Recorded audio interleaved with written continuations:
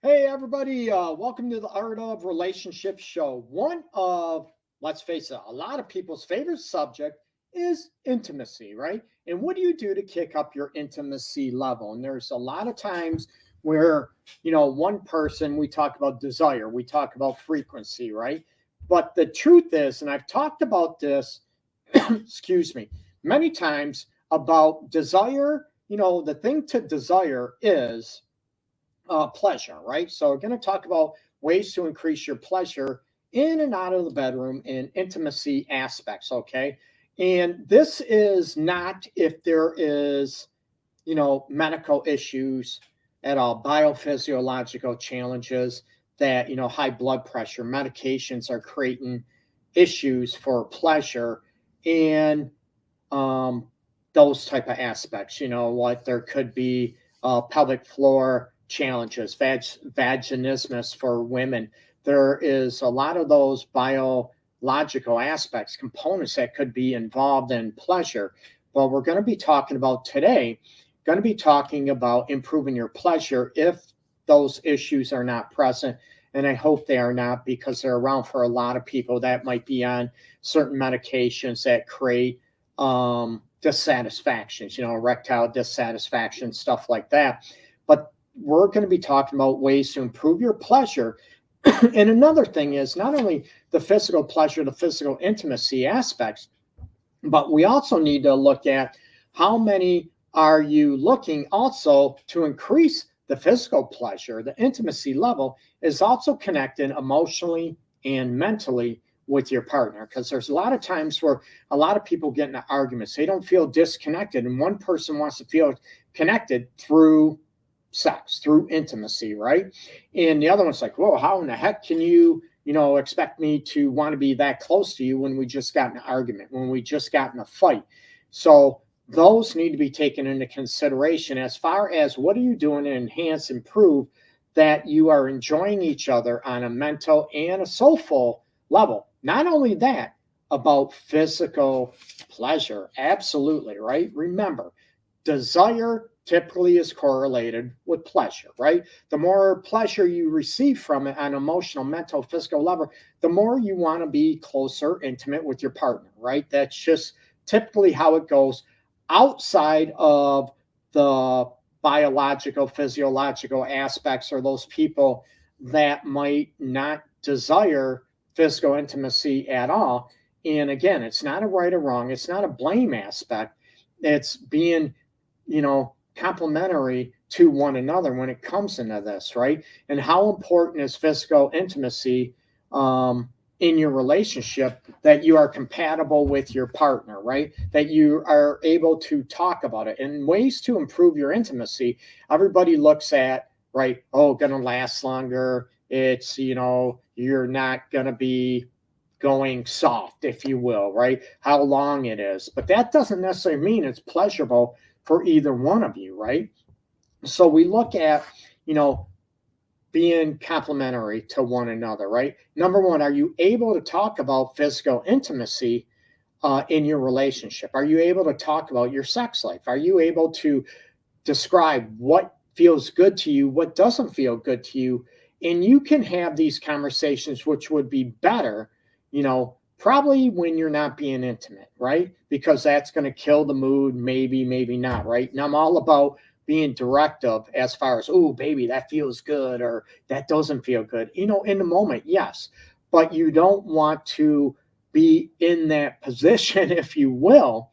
And it triggers a lot of, anxiety, a lot of fear, and it just kills the moment. Okay. So that's where I recommend to couples, individuals, to be able to talk about, intimacy outside the bedroom, about what you'd like to experience. Number one, what do you want to experience? Number two, what would bring you the most pleasure, right? And we all know our moods, our, let's face it, energy levels, they change from day to day, right? So you have to look at, how do you want to be pleased? Let's be honest. And there's still a lot of people out there, sadly, that do not know. And this goes for men, women. And this also is not only about, trauma survivors, not at all. There's individuals that are blocked by their own insecurities around intimacy, maybe how they were taught when they were raised about shaming if you enjoyed sex, if you're a female. Not at all. So these are elements where I want you to be able to understand, what is blocking you from having pleasure in an intimate way, right? Is it that you're insecure? You're afraid to ask for what you want. But if you're not getting what you want and you're not describing this to your partner, trying to teach your partner, or you're unwilling to, or shy about it, oh, he should just know, or she should just know. Everybody's different. That's on you, okay? I'm all about you being pleased. This goes for women, for men. I'm all about people deriving pleasure from your partner and for each other, right? Not to be selfish. But if you're unwilling to try to learn from yourself what brings you that pleasure, it's got to start there so you can teach your partner, right? Now, we can talk about, we'll get into the physical aspects, but right now I want to talk about the emotional aspects. And join in the chat down below, people, okay? I know I'm jumping all over the place today, but join the chat, throw out your questions, your comments below, and I'd love to answer anything I can do to help increase your intimacy level and pleasure in your relationship as well. And coming through these aspects, that the soulful connection, or I like the emotional connection, is how often are you working on this outside of the bedroom, right? Are you giving each other compliments? Are you giving each other affirmations? Are you making your partner feel that they are wanted, that they are desired, not just for their body, but for their mind, for their heart, for their soul, those type of aspects, okay? You can do everything and make them feel, wanted, craved, desired, and not just for their body, which is great, but that doesn't mean they're going to do that back for you, right? And it gets to a point, if that is not in place, one of you or both of you are not going to even want to be intimate with your person. Let's be honest, okay?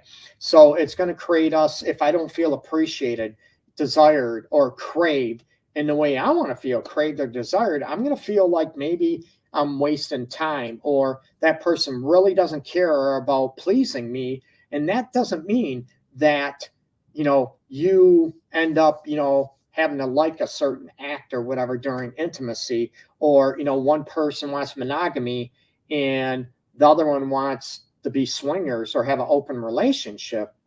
That doesn't mean, the chances are that's not going to work out in that relationship. Let's be honest. So I'm not talking about those elements. I'm talking about, again, is there complementary? Are you pleasing one another? Are you willing to do those things? And what is holding you back from it? Okay. The soulful aspects. Are you connecting on those levels so you can increase the pleasure in your relationship? Meaning that, you're able to talk about those things. Hey, I'm not feeling loved. I'm not feeling, desired outside of you just want to be intimate with me, right? I'm talking about the mental aspects. And a lot of times, I think a lot of women will end up taking this for granted, that they feel like it's only women that want to feel these things, that want to feel the mental, the soulful, the emotional connection outside the bedroom. Men want to feel this too. Men also want to feel connected. They want to feel appreciated. They don't want to feel taken for granted. They don't want to feel like just a paycheck. And it's looking at how do you, learn from that. Number one, are you willing to learn from each other to build that emotional connection? And number two, can they? Number one, if they're not willing to, then you have to reassess the relationship. Is even that gonna work for you? Again, not a right or wrong. You have to look at, is it going to work for you in that relationship? Instead of you fighting all the time, instead of you, going tit for tat, to be able to build that emotional connection, right? And part of that emotional connection is emotional safety, that you can talk about anything, right? And when it comes to sex or intimacy, if you have one person that has no problem talking about that, about what they need, how they want to please you, what they need to please, themselves, and the other one is sort of shy or always says, I don't know, right? Or they say, oh, you should just know. And they take that focus off of them and put it on their partner. And their partner's like, what do you mean I should know? Every woman, every man, every person is different as far as what brings them pleasure emotionally, physically, mentally. So the more specific you can be on that, that is going to be great for increasing and enhancing the pleasure in your intimate relationship or intimate realm, if you will, within your relationship or marriage. Okay. Now, once you check in, get all that aspect, are you able to talk about safely what pleases you? Can you have fun with intimacy? Can you have the pillow fights? A lot of people look at it has to be serious, emotionally connected all the time, but it also can be fun. Can you be playful with each other? Can you try toys? Can you try those aspects to fulfill more pleasure into the relationship? That's what's important. Do you care that your partner is being pleased, right? And are you willing to learn what pleases your partner, right?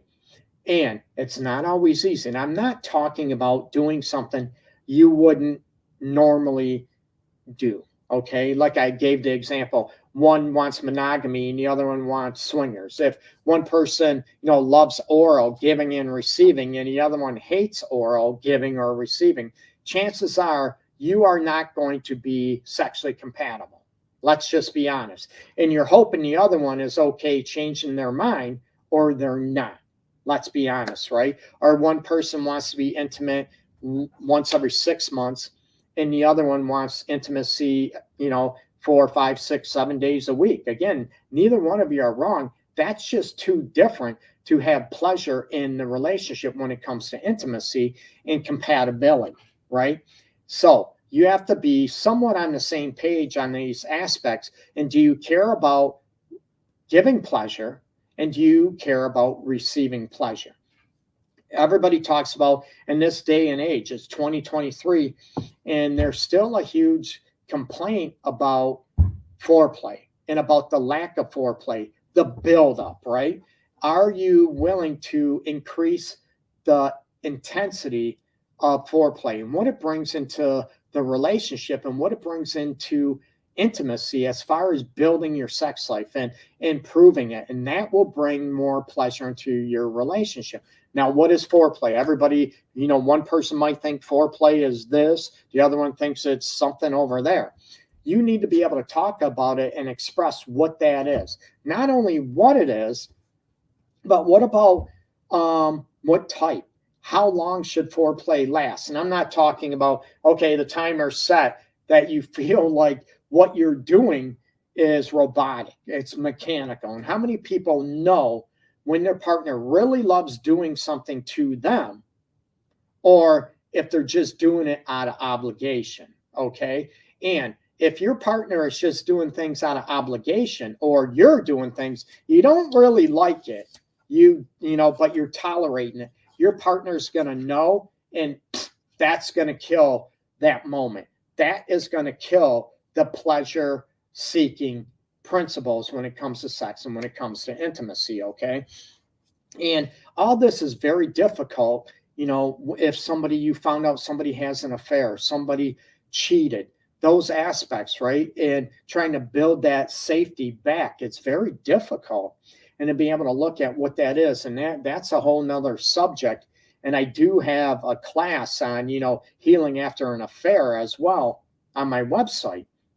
But, going after the pleasure aspects, foreplay, right? What does foreplay involve? Is it touching, kissing, caressing? A lot of people will just go after the genitals, but they forget about the neck, kissing, eye-to-eye contact, right? Do you kiss all over the body? Do you lick, certain places of the body, right? Do you suck on each other's fingers? Maybe some people are in the toes. All this is part of, whatever brings you pleasure and your partner pleasure. You need to be able to talk about this stuff. And it's just not a why or why not. It's just not a yes or no. Some people, oh, why don't you like that? I just don't. It doesn't have to go there. Or can you have more depth? Can you have more expansion on, hey, oh, I heard that only certain people like this. And there's a lot of myths and a lot of assumptions that are raised with culture, with religious aspects, right? I want to get rid of that. It's whatever you're okay with, consensual, that brings you pleasure. That's fine. That's great. There should not be any shame in that, okay? But a lot of people will bash their partner for liking something or not liking something. It just might mean you're not compatible, right? So, not only foreplay about the elements, those physical elements I mentioned, what about the emotional, the verbal elements to foreplay as well? What about the, man, I love you. I love the way you taste. I love kissing you. I love touching you all over. I'm so glad I'm with you right now. Oh my God, you're so hot. You're so sexy. The verbal aspect of foreplay, some people love it, want to hear it. Some people just want quiet. Again, this is something that can enhance your pleasure in the relationship and enhance your pleasure when it comes to sex and intimacy in your relationship or marriage. And a lot of people forget about that element, right? Oh, we're in the bedroom and we just be quiet, right? Some people want to hear that. Some people want to hear dirty talk, right? I can't wait till you did it, whatever it is, dirty talk, right? And it's ways of what is dirty versus what is disrespectful, right? And every couple, every person has a limit, or maybe should not, whatever. It's very subjective. What is dirty talk and what is disrespectful to your partner? It's when you are at totally two different opposing views, that's where it becomes a gap in the relationship. And it's going to trickle not only in your intimate life, in your sexual life, but it's going to trickle outside your relationship because you're not going to be fully fulfilled. Now, I'm not talking, fully fulfilled 24/7. No, but I'm talking more times than that because you feel like you are holding back in your relationship. You're holding back how you want to be, or your partner is trying to hold you back in how you want to be intimately, right? That you need to be okay with how they are, or they better be how you want them to be. Do you understand that tug of war that goes on in relationships? Maybe you are there now. Maybe you have been there before, that you are trying to, maybe you are feeling like your partner doesn't accept you until you be more like them intimately, or the other way around, works the other way. Your other partner wants you to sort of calm down, be more conservative to meet how they are, and you have to do that. So you're selling yourself out either way, and it's not a comfortable place to be. And a lot of people look at, maybe intimacy, sex is not the only thing in a relationship. No, it's not, but it's a huge component, and the importance of it is determined by each individual, each couple, right? And I tell people all the time, right? The difference between friendships and romantic interest it's the physical, it's the chemistry, it's the intimate aspects that go along with touch, kissing, caressing, sex, okay? Those are the huge difference. So you have a lot of people that will destroy pleasure in itself. Oh, you shouldn't be horny as much as you are. Oh, is that all you think about is sex? No, it's not all you think about, but it's sort of, they water it down, try to belittle you, or you never think about intimacy. You never want to have it. Well, I'm like, okay, what can we do that you would want to have it more, if possible, and about compatibility. But we have to start at what type of intimacy do you want? What brings you pleasure? And a lot of people, they still have never self-pleasured, right? They never masturbated. And that is, in a way, I get it, but it's also, sad, because if you're not open to self-pleasure, how are you going to be open to try different things with your partner? How are you going to be able to teach your partner what pleases you, how to be touched, right? The firmness, the speed, the softness, areas of how you want to be touched. All these things need to be taken into consideration when it comes to giving pleasure and receiving pleasure in your relationship, right? So what areas would you like to kick up in your relationship that brings more pleasure for your partner, and what brings more pleasure for you when it comes to intimacy in your sexual relationships, right? Is it more kissing, more eye-to-eye contact? What about setting the mood, right? Do you want to maybe change your color of the walls, in your bedroom? Do you want to make it look more like a oasis, more like a romantic rendezvous, instead of like I had a couple in my office last night that, a desk is in their bedroom and it's more like a business setting, more than a escape, more than an intimate sanctuary, oasis, if you will, in a relationship. So is it about changing up the scenery that would also help the passion and the pleasure in your relationship, but also talking about, the senses, right? What you see, what you smell, what you want to smell, what you want to hear. Or is there certain music or songs, maybe, hearing a thunderstorm on your phone or radio, playing in the background, that turns you on. All these elements can bring and are designed to bring pleasure into you. But if you're not willing to learn, you're not going to go anywhere. If you're not willing to explore, it's going to be plateaued. It's just going to stay how it is. And you're going to expect your partner to be okay with the way it is. Well, if you really love me, you'll be okay like this. And your partner is, if you really love me, you'd be willing to do this, right? And it's not that simple, right? You can still love each other. That doesn't mean that you are compatible when it comes to intimacy or about receiving and giving pleasure, right? Intimate relationships is not just one-sided. It should never be about just one partner. You get me?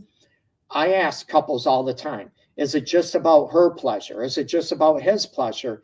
My question is why, and how come it lasted that way 10 years, 15, 20 years, sadly, that you feel like you've never been pleased. You've never been even asked, what turns you on?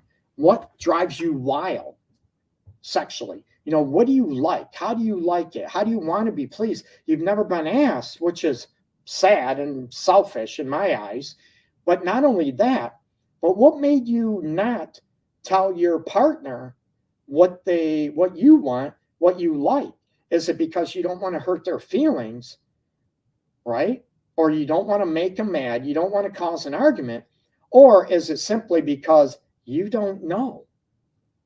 Again, it's not a right or wrong. It's looking at ways to enhance your pleasure between your partner in an intimate fashion, in a sexual realm, talking about, yeah, definitely the physical pleasure, sensations of it, the emotional, and the mental aspects. What do those mean to you? And how do you want to kick up your relationship? Do you want to have more fun? Do you want to bring in nipple clamps? Do you want to flog each other? Do you want to feather tease each other? Ice cubes, that type of aspect, hot wax. People are into different things, right? What would bring you more pleasure in the bedroom? And are you open to trying different things with your partner? Again, you both have your rules, you have your boundaries, right? That's how it should be. But what are you doing to enhance the pleasure in your relationship? That's where I'm going to ask. You know what? If you were to rate your pleasure when it comes to intimacy in your relationship or marriage, what would you rate it? Would it be a 10? Right? It might be a 10 this time. It might be a 5 next time, right? It's not going to be perfect all the time. But overall, where would you rate your intimacy pleasure that you are receiving in the relationship? And also, what is your partner's rating or score for the pleasure he or she receives in the bedroom, in the relationship or marriage? And number one, are you willing to hear each other's truth? Number two, are you willing to increase that and to bring about more pleasure in your relationship? Because it's ironic, as more pleasure goes in the bedroom, chances are you're more lighthearted, you're more connected, you're a lot less tense outside of the bedroom, believe it or not, okay? So hopefully these tips will help you. I know it's a sort of a graphic subject, if you will. Oh, well. So I want you to be able to talk about your partner, be open, be honest with each other. Or if you are too shy about this subject matter, and I get it, if there's, past traumas or whatever, I get that. And I know I said at the beginning of the show, I'm not, I'm talking outside of the trauma, the biophysical, the health issues, outside of those. That's what this episode was about, but I get that. But I also want to look at that you are able to discuss these elements, or are you just not, maybe able to? Are you willing to get the individual help to increase that? Or you and your partner together, so it's not just all your fault, all his fault. I want to get away from that. I want to look at what you both can do to enhance the pleasure between you two, okay? Hey, Lisa, I like that you talk about this. We all should be more open. Lisa, I would love that, and that's what I promote. But again, in all fairness, I don't force people to be open. I would love it. I'd love people to be more open and more pleasure-seeking in their relationships. But again, I respect people's views. I respect people. That's why you heard me say about compatibility. It's not that, you can love each other, but you just might not be compatible in this area, and it's going to destroy the relationship. Or you both are living the life that you are, let's face it, one of you is living the life you want to live, that's okay, and the other one is not. And they feel like they're held hostage, or they're there out of guilt, out of shame. I get it. It's not easy, So again, it's looking at, I tell people, I have couples over the years, more than one, they have sex once a year, and they're both okay with that.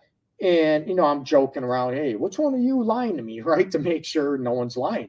They're both honest. And no, that's good for us, Greg. So it's not an issue. So I don't bash that. Not at all. It's how you want to be. But you have to be somewhat of a common ground in that relationship or in your marriage, or it's going to be a huge divide, and it's going to be an issue. And again, it turns into, well, you should be more like this. And it comes from both of you, right? You should be more open sexually, more comfortable, more free sexually. And the other one is saying, no, you shouldn't be as open as you are. You need to be more conservative, more closed off sexually, and be okay with that. That's usually what happens when I deal with this stuff in my office right behind me. And, it's tough. It's very difficult. And one of you are going to be living a life that is unfulfilling to you. Again, nothing is perfect, people, not at all. So I would love, like you said, Lisa, I would love people to be more open and be evolved and want to be more pleasured. I'm like, what causes you not to want more pleasure in your life? What causes you not to want more sexual pleasure in your life? I'm looking, and I get that. Trauma, medical conditions, absolutely. Outside of those realms, I'm like, what causes you not to want to receive more pleasure when it comes to intimacy in your relationship? Not a right or wrong, but I'd like to know. I'd like you to know, instead of just saying, I don't know, or just because, or maybe. I want more understanding and more deep conversations with people, and to be able to question, oh, why don't you like oral sex? I just don't. And it just shuts the conversation down. It's closed-ended. It's not open-ended. Well, I've had a bad experience. I think it's gross. I think it's degrading. Whatever it is that you can expand on. Who taught you that? Where'd you learn that it was that way? Do you understand where you can be more open and open-minded to learn, instead of that maybe you've learned myths, misconceptions? You face it, you learned lies based on other people that raised you or taught you about sex in your life, based on their thoughts, their beliefs, not yours or how you want to be. And that's where I come into an issue where a lot of people, I was taught this, but that doesn't mean what you taught was accurate and right. And a lot of people are afraid to challenge those beliefs, those myths, even if they worked for you. No one wants to, or I should say no one, a lot of people do, but there's still some that, whatever inside of them, they have a hard time opening up. So I wish I would want everybody to open up, but again, that doesn't mean people have to, okay? So check out in my bio down below, people, if you're on Instagram, theartofrelationships.org is my website. I appreciate everybody tuning in, and my passion, again, is trying to help people, help couples, help marriages last. Not only last, but I want you to be more connected in every facet of the relationship, emotionally, mentally, physically, definitely, okay? And what those mean to everybody is so subjective. It's individualized according to you and your partner, not according to me, not according to society, culture, religion. It needs to be decided by you. And that's okay to give yourself permission to do that. Okay. Peace and love to everybody out there. Take care. Bye-bye. Bye-bye.